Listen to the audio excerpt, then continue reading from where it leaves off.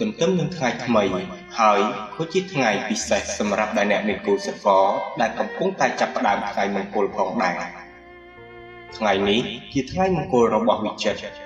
ដែលជាមិត្តដ៏សែនយ៉ាប់របស់ខ្ញុំនេះហើយមែនហើយខ្ញុំភ្លេចឲ្យឈឹងថាត្រូវខលទៅក្មេងច្រមុះម្នាក់នោះនឹកឃើញភ្លាមខ្ញុំក៏បានទាញយកទូរស័ព្ទមកដើម្បីខលទៅកាន់នាង Hello ក្មេងច្រលើមក្រោកហើយឬនៅពេលនោះសំឡេងនៃទឹកក្រោកពីគេងនោះបាននិយាយមកទាំងងងល់មិនច្បាស់មកថាចាស់អូនទឹកតែងើបពេលបងខលមកនឹងបន្តិចទៀតបងទៅដល់ហើយឆាប់ងូតទឹកទៅចាស់ទទួលបានទៀតនាងនិយាយធ្វើសំឡេងគួរឲ្យស្រឡាញ់ហើយក៏បិទទូរស័ព្ទរត់ទៅរៀបចំខ្លួនយ៉ាងលឿនធ្វើឲ្យអ្នកម្ខាងទៀតខ្លាញ់នឹងសំឡេងអំបញ្ញមិញចង់តែហោះទៅក្រញិចពីលើនេះទេក្រោយពីខ្ញុំបាននិយាយជាមួយក្មេងច្រឡឹកបើកនេះចប់ខ្ញុំក៏បានរៀបចំខ្លួនទាញម៉ូតូជិះចេញសម្ដៅទៅកាន់ផ្ទះរបស់សមាលិនដែលនៅឆ្ងាយពីខ្ញុំប្រមាណជាង10គីឡូពីផ្ទះរបស់ខ្ញុំមិនយូរប៉ុន្មានខ្ញុំក៏បានមកដល់ផ្ទះរបស់សមាលិនហើយក៏ទាញទូរស័ព្ទខលទៅនាងម្ដងទៀត Hello ប្រនាងរៀបចំខ្លួនហើយឬនៅបងកំពុងតែចាំអូននៅខាងមុខផ្ទះបងចាំសិនទៅអូនចេញទៅហើយនិយាយចប់ប៉ុណ្ណេះក៏បិទទូរស័ព្ទលន់សូតទូរកតែអ្នកម្ខាងទៀតនិយាយអ្វីមិនទាន់ខណៈពេលនោះក៏មានសំឡេងបើកទ្វារបន្លឺឡើងចំណែកឯខាងខ្សែភ្នែករបស់ខ្ញុំបានសម្លឹងមើលទៅនាងឡើងភ្លឹបសឹងថាបារុយហោះកាត់ក៏ពឹងដឹងថងមូលហេតុដោយសារតែថ្ងៃនេះនាងតែងខ្លួនស្អាតណាស់អាចនិយាយបានថាស្អាតលើសពីទេពធីតាដែលចុះមកពីឋានសួគ៌អញ្ចឹងបបោមាត់ក្រហមស្រស់ពណ៌រលោងមាត់ហើយរំលេចដោយកលើថ្ពាល់ពណ៌ផ្កាឈូកស្រាលចិញ្ចាំងខ្នែងមាត់ព្រៃសំនឹងសក់រួចអង្គាដីតែបើស្រដីនឹងទីផ្សោតដូចខ្លាញ់អញ្ចឹងបងកាត់អីហ្នឹងបងអត់មានអីណាគ្រាន់តែបងគ្លៀនបាយហ្នឹងណាច្បាស់អត់ថាគ្លៀនបាយ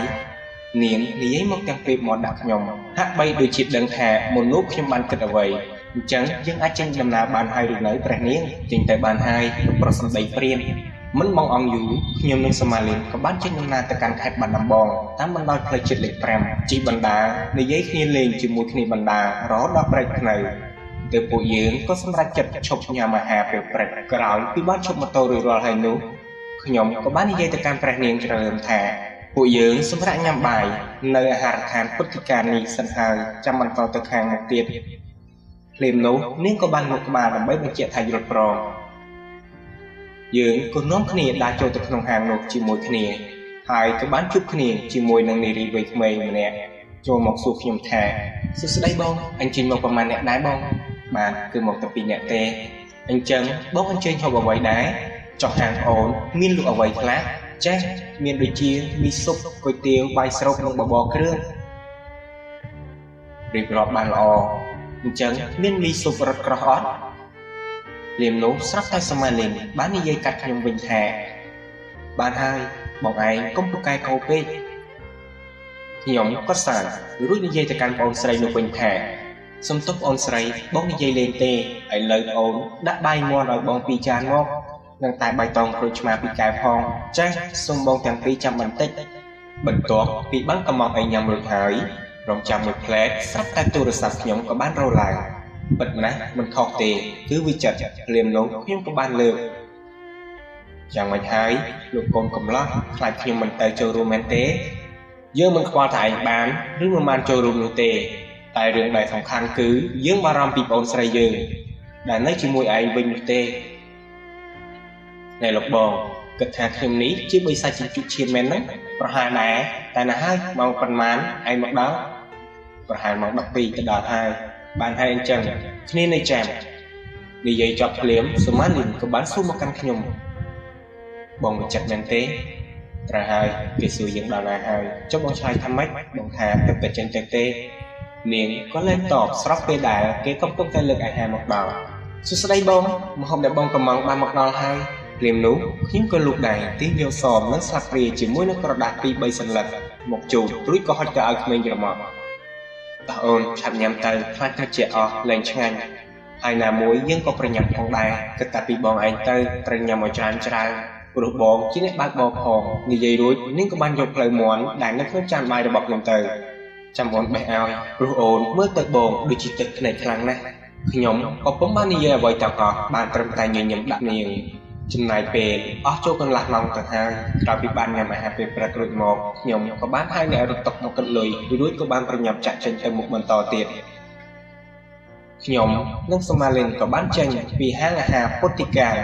រួចក៏បានដើរសម្ដៅឡើងទៅលើម៉ូតូចំណែកសមាលិនក៏បានឡើងមកអោបចង្កេះខ្ញុំពីក្រោយផងដែរភ្លាមនោះខ្ញុំក៏បាននិយាយថាអោបចង្កេះបងឲ្យជាប់ដឹងទេកុំភ័យអូនមិនឲ្យរបូតទេទេសភាពនេះតាមដងផ្លូវមើលទៅគួរឲ្យគយគន់ជាពន់ពេកបូករួមជាមួយនឹងរុក្ខជាតិដ៏ខៀវខ្ចីវាលស្រែដ៏សែនស្រស់ឈរបងប្អូនសម្រស់ដ៏ខៀវខ្ចីលាយឡំជាមួយនឹងដើមត្នោតដែលកំពុងតែដុះជាជួរតាមភ្លឺស្រែតែអ្វីកាន់តែពិសេសទៀតនោះគឺខ្យល់បក់មកប៉ះនឹងច្រមុះម្ដងក្រអូបជាពន់ពេកមិនយូរប៉ុន្មានខ្ញុំក៏បានមកដល់រាជធានីដ៏ចំណាស់មួយដែលស្ថិតនៅលើកំពូលភ្នំដែលមានឈ្មោះថារាជធានីឧដុង្គឬភ្នំព្រះរាជទ្រព្យពេលនោះខ្ញុំក៏បានសួរទៅកាន់សមាលិនថាអូនមានស្គាល់ភ្នំដែលយើងឃើញនោះទេស្គាល់តាគឺភ្នំព្រះរាជទ្រព្យអូនចង់ចូលទៅលេងយូរហើយតែគ្មានពេលបានមកលេងនៅទីនេះសោះអញ្ចឹងចាំបងជូនអូនទៅពេលយើងត្រឡប់ពីបាត់ដំបងវិញចេះសង្ឃឹមថាបែបនោះចុះក្រោយពីបាននិយាយគ្នាបន្តដំណើរទៅមុខបណ្ដើររំលងអស់ប្រហែលជា2ម៉ោងពួកយើងក៏បានធ្វើដំណើរមកដល់ក្រុងកំពង់ឆ្នាំងតែពួកយើងក៏មិនបានជប់សម្រាកនោះទេគឺបន្តដំណើររហូតព្រោះថាពួកយើងត្រូវជប់សម្រាកនៅក្នុងក្រុងពោធិ៍សាត់តែម្ដងមួយសន្ទុះបន្ទាប់ពីបានចេញដំណើរពីក្រុងកំពង់ឆ្នាំងបានមួយសន្ទុះមកពួកយើងក៏បានឃើញនៅភ្នំជាច្រើនមិនថាតូចឬធំនោះទេគឺសុទ្ធតែស្អាតស្អាតទាំងអស់រួមជាមួយនឹងក្លិនក្រអូបនៃស្រូវទៀតផងនោះគឺថាចិត្តដែលតែងតែមានទុកកង្វល់ទាំងប៉ុន្មានក៏បានរសាត់បាត់ទៅអស់ជីបណ្ដាមើលទេសភាពបណ្ដាណាមួយបានជិះម៉ូតូជាមួយនឹងមនុស្សដែលខ្លួនឯងស្រឡាញ់អារម្មណ៍មួយនេះមិនដឹងថានិយាយបែបណាឲ្យសមនោះទេតែវាពិតជាមានក្តីសុខខ្លាំងណាស់គ្រប់ពេលវេលាឲ្យតែបាននៅជិតគ្នាមិនថាកន្លែងណាក៏មានក្តីសុខទាំងអស់មិនចង់ឃ្លាតមិនចង់សំបីតែមួយវិនាទីអារម្មណ៍នឹកក៏ចង់ក្បែរគ្រប់ពេលគ្មានពាក្យថាធុញមានតែធុញនៅពេលដែលបាត់មុខរបស់នាងច្រមុះតូចនេះពេលឃ្លាតគ្នាម្ដងនឹកចង់ដាច់ខ្យល់ស្លាប់ទៅហើយពេលនៅដំមុខតូចផ្នែកមួយក្រឡង់ជាមួយកែវភ្នែកច្រមុះទឹកមុខទន់ភ្លន់នាំឲ្យជ្រាបចូលទៅដល់សួតប្រមាថខ្លាំងធ្លាយដល់បេះដូងធ្វើឲ្យរស់ខ្វះនាងមិនបាននោះទេគិតដល់ថ្ងៃដែលត្រូវឃ្លាតឆ្ងាយពីនាងម្ដងពិតជាធុញថប់ទ្រូងដកដង្ហើមមិនចង់ចេញសឹងស្ទះខ្យល់ស្លាប់បាត់ទៅហើយបែបនេះតើត្រូវទទួលយកការពិតដែលគ្មាននាងក្បែរយ៉ាងម៉េចនឹងបានទៅអូនពួកយើងមកដល់ពោធិ៍សាត់ហើយបងគិតថាពួកយើងសម្រាប់បន្តិចសិនទៅចាំចេញដំណើរទៅបន្តទៀតចេះអញ្ចឹងពួកយើងសម្រាប់នៅមាត់ទន្លេទៅបងព្រោះទីនោះមានបរិយាកាសល្អខ្ញុំក៏យល់ព្រមហើយបើកម៉ូតូសម្ដៅទៅកាន់មាត់ទន្លេមានអីខ្យល់អាកាសល្អដែរតាខណៈពេលខ្ញុំកំពុងតែស្រូបយកខ្យល់អាកាសស្រាប់តែសមាលិនបាននិយាយថាបងឈប់នៅខាងមុខនោះហើយចុះធ្វើអីអូនគឺកន្លែងគាត់មានលក់ម្ហូបឆ្ងាញ់ច្រើនណាស់គាត់ធ្វើថ្មីទៀតគ្រាន់តែនាងនិយាយភ្លាមនោះខ្ញុំក៏បានជិះម៉ូតូចូលទៅកាន់ខាងនោះភ្លាមគ្រាន់តែខ្ញុំជប់ម៉ូតូនៅខាងមុខខាងរបស់គាត់មិនទាន់ដោះមួកសុវត្ថិភាពផងស្រាប់តែក្មេងម្នាក់រៀងតូចបើមើលទៅអាយុប្រហែលជា10ឆ្នាំបាននិយាយមកកាន់ខ្ញុំបានជំរាបសួរលោកពូអ្នកនាងសូមមេត្តាអញ្ជើញស្រស់ស្រូបអាហារស្នាដៃម្ដាយក្មួយមិនថាឆ្ងាញ់ឬមិនឆ្ងាញ់សូមពូមីងកុំព្រួយស្នាដៃម្ដាយខ្ញុំមួយមិនឲ្យខកចិត្តឡើយអាយ៉ាក្មេងសោះពូកែកំណាព្យខ្លាំងជាងខ្ញុំទៅទៀតនេះចំជាក្មេងពូកែមែនភ្លាមនោះខ្ញុំក៏បាននិយាយជាមួយក្មេងនោះវិញថាណែរៀនថ្នាក់ទីប្រមាណហើយបាទលោកពូខ្ញុំបានរៀនថ្នាក់ទី4ល្អហើយខំប្រឹងរៀនបាទអរគុណហើយលោកពូអញ្ចឹងឯងជួយនាំអ្នកមីងទៅមុនទៅចាំពូទៅតាមក្រោយនិយាយរួចខ្ញុំក៏បាននិយាយទៅកាន់សមាលិនថាអូនទៅចាំមុនបងចុះបន្តិចទៀតបងទៅហើយនាងក៏បានបញ្ជាក់ថាយល់ព្រមពេលនោះខ្ញុំក៏បានដើរសម្ដៅទៅកាន់បន្ទប់ទឹកជាធម្មតាទៅហើយសម្រាប់មនុស្សប្រុសបើមិនអាធំក៏អាតូចដែរបន្ទាប់ពីបានសម្រួលនិងដោះស្រាយបញ្ហារួចមកខ្ញុំក៏បានដើរសម្ដៅទៅកាន់ហាងអាហារជាធម្មតា រួចក៏បានអង្គុយចុះហើយនិយាយជាមួយសុមាលេងថាអូនបានកំងអីហើយឬនៅចាស់អូនកំងរួចហើយនិយាយមិនទាន់បានប្រមាណផងទីក៏បានលើកម្ហូបមកដល់ពេលនោះខ្ញុំក៏បានលន់មាត់និយាយថាអាយ៉ាអូនពិតជាពូកែហៅម្ហូបមែនសិក្សាម្ហូបដែលបងចូលចិត្តទាំងអស់មែនបើបងចូលចិត្តបងញ៉ាំឲ្យច្រើនទៅចង់ឲ្យបងធាត់មែនទេគឺមកពីអូនឃើញបងរៀងស្គមហ្នឹងណាបើបងស្គមអូនក៏ស្គមដែរញ៉ាំមិនដែរនិយាយគ្នាលេងមិនដែរសើចមិនដែរតែនេះមែនទេស្នេហាស្គាល់គ្នាមិនបានប្រហែលថ្ងៃផងក៏បែរជាស្និទ្ធស្នាលនិងស្រឡាញ់គ្នាខ្លាំងបែបនេះទៅហើយពេលនេះទឹកខ្ញុំដឹងថាស្នេហាពិតគឺវាបែបនេះខ្ញុំក៏បានសម្លឹងទៅមើលមុខនាងរួចក៏យកដៃរបស់ខ្ញុំទៅជួយបបោមាត់របស់នាងហើយនិយាយថាបើជាប់មាត់ហើយអ្នកនាងតូចនាងក៏ញញឹមទាំងពុំបាននិយាយអ្វីទាំងអស់ពេលនោះពួកយើងក៏នៅតែបន្តញ៉ាំបានជាធម្មតាមិនយូរប៉ុន្មានពួកយើងក៏ញ៉ាំរួចហើយពេលនោះខ្ញុំក៏បាននិយាយទៅកាន់សមាលិនថាពួកយើងរំនឹងបន្តទៅមុខទៀតហើយអាចទៅឬទេឬក៏ចង់សម្រាប់សិនមិនអីទេព្រោះខ្លាចទៅមិនទាន់ណាមួយសម្លុតរៀងឆ្ងាយដែរពេលនោះខ្ញុំក៏បានហៅអ្នកទឹកលុយមកទូទាត់រួចក៏ចេញដំណើរទៅតាមគោលដៅ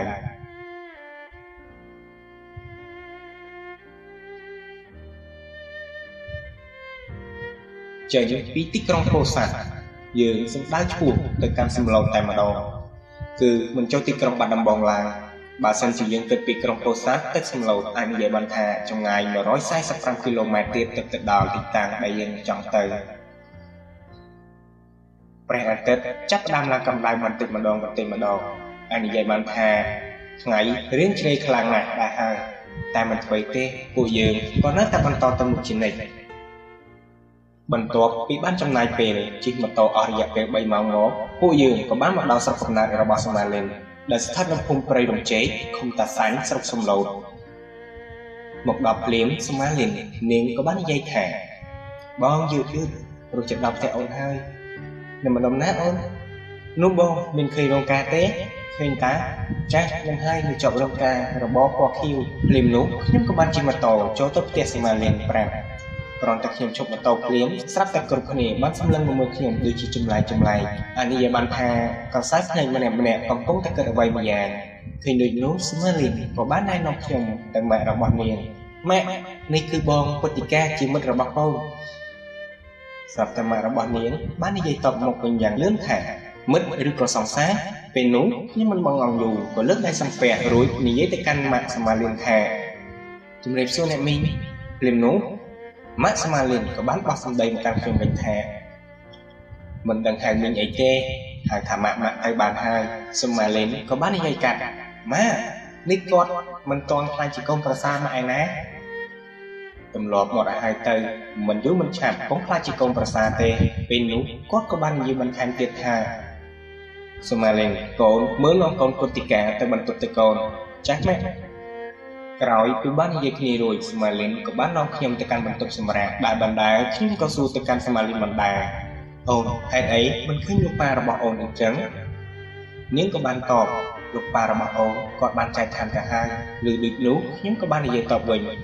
បងសុំទោសមកពីបងមិនដឹងមិនអីទេរឿងវាយូរដែរហើយកុំរំលឹកអីនិយាយចប់ខ្ញុំក៏បានសង្កេតមើលទៅជុំវិញខ្លួនរបស់ខ្ញុំអាចនិយាយបានថាគ្រួសាររបស់នាងពុំសូវជាធូរទាបប៉ុន្មាននោះទេនិយាយឲ្យងាយស្រួលយល់នោះ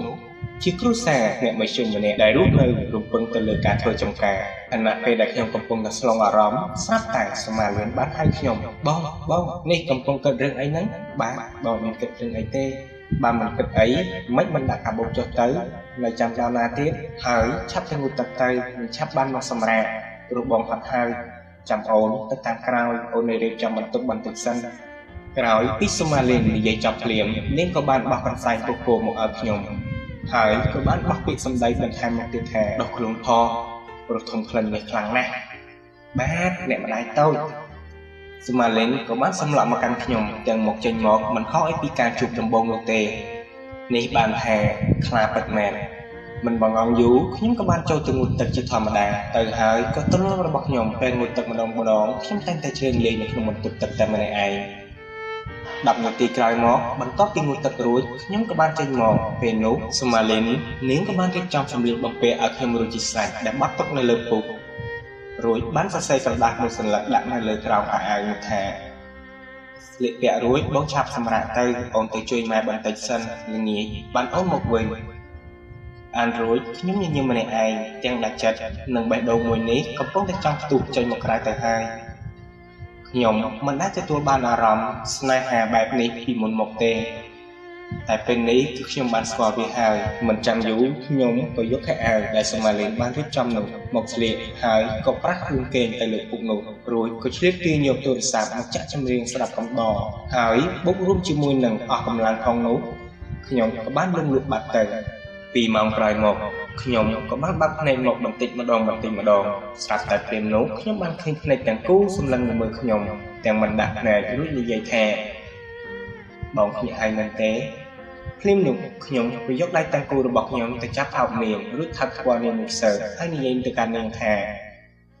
កំហុសដែលលួចមើលគេកំពុងតែគេងពេលនោះនាងក៏បានក្រោកចេញពីទ្រូងរបស់ខ្ញុំរួចផ្ដល់រង្វាន់មកកាន់ខ្ញុំយ៉ាងពិសេសផងដែរហេនេះជាកាដូសម្រាប់បងមិនធម្មតាមែនមួយដៃនេះគឺមិនខុសអីពីលើកមុនប្រមាណនោះទេអូនទៅងូតទឹកសិនហើយនឹងឆាប់បានរៀបចំខ្លួនចូលរួមពិធីមង្គលរបស់បងវិចិត្រហើយបងឆាប់រៀបចំខ្លួនចេញទៅមុនអូនទៅបន្តិចទៀតអូនទៅតាមក្រោយបាទតែអូនគំយូរពេកឬទេបងមិនស្គាល់អ្នកណាទេចុះមកក្មេកបងនោះនិយាយលេងជាមួយគាត់ខ្លះទៅនាងនិយាយរួចក៏បានចូលទៅក្នុងបន្ទប់ទឹកបាត់ទៅដោយបណ្ដោយឲ្យខ្ញុំនៅងែមងាមម្នាក់ឯងតែយ៉ាងណាក៏មិនអីដែរចាត់ទុកថានេះជាផ្ទះទី2របស់ខ្ញុំទៅចុះខ្ញុំបានរៀបចំខ្លួនរួចហើយក៏បានចេញទៅខាងក្រៅផ្ទះជាធម្មតាពេលនោះស្រាប់តែម៉ាក់សូម៉ាលីនបានសួរមកខ្ញុំថាកូនប្រសាចង់ឲ្យណាមីអូនបាទម៉ាក់សូម៉ាលីនកំពុងតែរៀបចំខ្លួនម៉ាក់អញ្ចឹងកូននឹងចាំមីអូនសិនទៅម៉ាក់ទៅមុនហើយបាទម៉ាក់ក្រោយពីបានសន្ទនាជាមួយម៉ាក់បានបន្តិចគាត់ក៏បានទៅរោងការមុនហើយក៏បណ្ដោយឲ្យខ្ញុំនៅផ្ទះអង្គុយចាំសូម៉ាលីនតែម្នាក់ឯងបន្ទាប់ពីចំណាយពេលអស់មួយសន្ទុះមកសូម៉ាលីននាងក៏បានចេញមកពីខាងក្នុងផ្ទះចំណែកឯខ្ញុំក៏បានក្រឡេកមើលទៅនាងសឹងតែភ្លឹកនិយាយអ្វីមិនចេញអាចនិយាយបានថា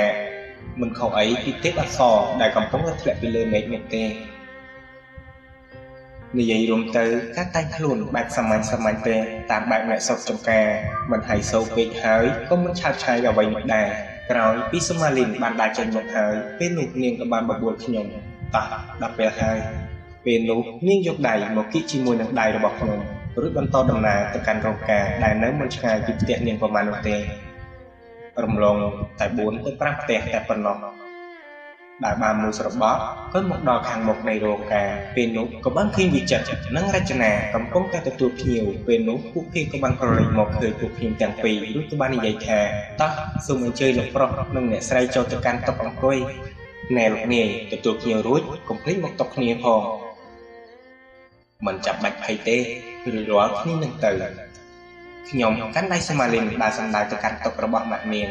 ដែលខ្វះតែ2អ្នកល្មមមិនបងអង្គយូរខ្ញុំនិងសូម៉ាលីនក៏អង្គុយចោះតែមិនទាន់បានអង្គុយស្រួលបួលផងស្រាប់តែមានលោកអ៊ំម្នាក់គាត់និយាយថាណែម៉ាក់សូម៉ាលីនមានកូនប្រសាតាំងពីពេលណាមិនបានជាខ្ញុំមិនដឹងតែមានពេលកូននាំមកពីល្ងាចមិញហ្នឹងហើយការតាំងពីពេលណាមិនខ្ញុំមិនដឹងនៅមិនទាន់ការទេតែយូរមិនឆាប់ទេមើលទៅបើពួកវាស្រឡាញ់គ្នាយ៉ាងហ្នឹងនោះនិយាយរួចពួកគាត់ក៏នាំគ្នាសើចស្របពេលដែលគេកំពុងលើកម្ហូបមកដល់ល្មមបន្ទាប់ពីចុងភៅបានលើកម្ហូបដាក់លើតុរួចលោកអ៊ំម្នាក់នោះគាត់ក៏បាននិយាយបន្តទៀតថា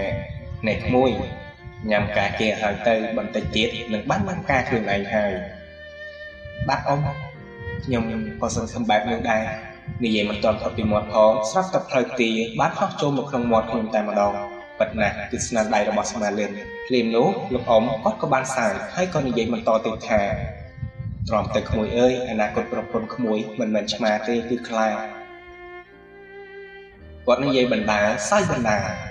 តែបើក្រឡេកមើលមុខរបស់សូម៉ាលីនវិញក្រញ៉ៅមិនដាក់សោះពេលនោះខ្ញុំក៏ដឹងហេតុការណ៍តន់ក៏និយាយណែអូនសម្លាញ់ធ្វើមុខអញ្ចឹងប្រយ័ត្នមកជ្រួញចាស់មុនអាយុណែ បានសម្ដីនេះបងឯងបើបងមិនបានសម្ដីមិននឹងអាចធ្វើឲ្យអូនស្រឡាញ់បានទៅពេលនោះចាស់ដែលនៅរោងតុកពួកគាត់ក៏បានផ្ទុះសម្ដែងរួមគ្នានេះគឺថ្ងៃទី1ដែលខ្ញុំបានមកដល់ភូមិស្រុកមួយនេះហើយអាចនិយាយបានថាចាស់នៅស្រុកភូមិនេះគឺពួកគាត់រស់រាយរាក់ទាក់មានស្នាមញញឹមជានិច្ចចេះនិយាយលេងសើចទីច្រើនមិនថាអ្នកចិត្តឬអ្នកឆ្ងាយនោះទេគឺពួកគាត់ទទួលស្វាគមន៍យ៉ាងកក់ក្ដៅក្រោយពីមានភាពសប្បាយរីករាយរួចមកក៏ដល់ពេលវេលាសំខាន់ដែលជាពេលវេលាកូនកំឡោះនិងកូនក្រមុំបោះកម្រងការជូនទៅអ្នកខាងក្រោមចាប់យកពេលនោះខ្ញុំនិងសមាលិនកំពុងតែអង្គុយចាំមើលពួកគេស្រាប់តែវិចិត្រក៏បាននិយាយទៅលើឆាកមកថាសូមអធិស្ឋានបងដែលនៅចាំខាងក្រោមត្រៀមទទួលការប្រថាប់ការមួយកម្រងនេះគឺមានម្ចាស់ទៅហើយវិចិត្របានហៅខ្ញុំឲ្យឡើងទៅលើឆាកហើយក៏បាននិយាយថាសម្លាញ់ការមួយបែបនេះជូនឯងគ្នាសង្ឃឹមថាបានចូលរួមពិធីមង្គលការរបស់ឯងឆាប់នេះពេលនោះខ្ញុំក៏ទទួលយកកម្រងការពីដៃវិចិត្រហើយតបវិញខ្ញុំសូមអរគុណសម្រាប់ការមួយបែបនេះមកកាន់ខ្ញុំហើយមនុស្សស្រីដែលខ្ញុំចង់សាងអនាគតជាមួយនោះគឺសុមាលិនបងសង្ឃឹមថារាត្រីមួយនេះជារាត្រីពិសេសសម្រាប់បងហើយអ្វីៗវាកើតចេញពីក្តីស្រឡាញ់មកពិតប្រាកដមួយទោះបីជាយើងបានស្គាល់គ្នាត្រឹមតែរយៈពេលខ្លីក៏ដោយតែបងដឹងច្បាស់ពីចិត្តរបស់អូនថាស្រឡាញ់បងមិនដែលប្រែចិត្តឡើយហើយមួយវិញទៀតខ្ញុំសូមនិយាយទៅកាន់ម៉ាក់អាចទេកូនម្នាក់នេះសូមមើលថែកូនស្រីម៉ាក់បន្តទោះបីជាពេលនេះគ្រួសារខាងកូនមិននៅក៏ដោយតែកូនប្រុសម្នាក់នេះមិនឲ្យកូនស្រីម៉ាក់ទឹកភ្នែកនោះទេនិយាយចំខ្ញុំក៏បានឡាយចុះពីលើឆាកដោយនៅនឹងដៃរបស់ខ្ញុំកាន់ដាច់ផ្ការួមជាមួយនឹងចិញ្ចៀនដែលខ្ញុំបានទិញនៅភ្នំពេញកាលពីម្សិលមិញខ្ញុំបានមកដល់សមាលិនហើយក៏បានលុតចង្កូតចុះរួចក៏បាននិយាយទៅកាន់នាងថារៀបការជាមួយបងបានទេនាងអូដើមកទឹកភ្នែកកំពុងតែហូរដក់ជាប់នឹងផ្ពាល់និយាយទាំងអូដើមកមកថាចាស់អូនយល់ព្រមលឺភ្លាមខ្ញុំក៏បានយកចិញ្ចៀនមកពាក់នៅនឹងដៃរបស់សមាលិនឬថាដៃរបស់នាងអរគុណអូនដែលបានជ្រើសយកបងពេលនោះសំឡេងទះដៃបានបន្លឺឡើងស្រស់គ្នាហើយពិធីករក៏បាននិយាយឡើងនេះពិតជាថ្ងៃពិសេសមែនឥឡូវពួកយើងរកបានគូទី2ហើយយើងក៏សូមជូនពរអ្នកទាំងពីរជួបតែសេចក្តីសុខនិងសុភមង្គលជារៀងរហូតពេលវេលាក៏បានចាកឆ្ងាយបន្តិចម្ដងហើយក៏ឈានចូលមកដល់ពេលរាត្រីម៉ោងប្រហែល11ជាងទៅហើយពេលនោះខ្ញុំនិងសមាលិនក៏បានលាវិចិត្រដើម្បីត្រឡប់ទៅផ្ទះវិញមកដល់ផ្ទះភ្លាមពួកយើងក៏រៀបចំចូលគេងព្រោះដូចជាអស់កម្លាំងរៀងខ្លួនដែរអូនចង់ងូតទឹកសិនហើយខ្ញុំក៏បានមកក្បែរបញ្ជាក់ប្រាប់ថាយល់ព្រមដោយសារតែអំណាចនៃគ្រឿងស្រវឹងនិងអស់កម្លាំងពីងាយផងនោះខ្ញុំក៏បានសន្លប់បាត់ទៅគេបានមួយស្របត់ស្រាប់តែភ្ញាក់មកវិញខ្ញុំក៏បានក្រោកដើរទៅបិទទឹកស្រាប់តែចង់ទន្ទុយភ្នែកក៏រេតទៅមើលតាមបង្អួចដែលបានចំហចោលក៏ប្រទះឃើញនឹងមនុស្សកំពុងតែអង្គុយនៅក្រោមដើមស្វាយខាងមុខផ្ទះរបស់សមាលិនខ្ញុំក៏ដើរទៅជិតបង្អួចព្រោះចង់បញ្ជាក់មើលឲ្យច្បាស់ថាអ្នកណាមកអង្គុយនៅត្រង់ហ្នឹងទាំងដែលយកជ្រៅទៅហើយខិតកាន់តែចិត្តប្រឹងអើតសម្លឹងមើលមិនចង់ព្រឹកភ្នែកក៏ឃើញថាជាស្ត្រីវ័យជរាម្នាក់កំពុងតែអង្គុយបែរខ្នងមកខ្ញុំប្រឡេកមើលទៅគឺម៉ោង12ជាងទៅហើយខ្ញុំកាត់ចិត្តឆ្ងល់ក៏សម្រេចចិត្តចុះទៅសួរគាត់លោកយាយតើលោកយាយកំពុងតែរកចាំអ្នកណាគេដែរតើផ្ទះលោកយាយនៅឯណាឲ្យចៅជូនទៅផ្ទះទេខ្ញុំលោកយាយគាត់ក៏បានងាកមកខ្ញុំហើយបើកភ្នែកធំរួចនិយាយមកកាន់ខ្ញុំថាទេយើងមិនទៅណាទេយើងចាំយកសមាលិនទៅនៅជាមួយយើងឯងត្រឹមតែជាអ្នកដតីក៏មកពាក់ព័ន្ធនឹងរឿងយើងនិយាយចប់ភ្លាមគាត់ក៏បានស្ទុះមកច្របាច់កខ្ញុំយ៉ាងណាឬសិនតែមិនចង់រួចប្រឹងបេះដៃយ៉ាងណាក៏បេះមិនចេញដោយទ្រាំមិនបានខ្ញុំក៏ប្រឹងស្រែកមួយទំហឹងទេខ្ញុំមិនព្រមដាច់ខាតបងកាត់អីនេះបន្ទាប់ពីបានលើសំឡេងរបស់សមាលិនខ្ញុំក៏បានក្រោកមួយទំហឹងទើបដឹងថាអំបញ្ញមិញនេះគឺគ្រាន់តែជាការយល់សុបិនតែប៉ុណ្ណោះខ្ញុំសម្រួលចិត្តដែលភ័យខ្លាចមុននឹងឲ្យបានជាធម្មតាដូចដើមវិញហើយក៏ស្ទុះអោបទៅសមាលិនយ៉ាងណាបងយល់សុបិន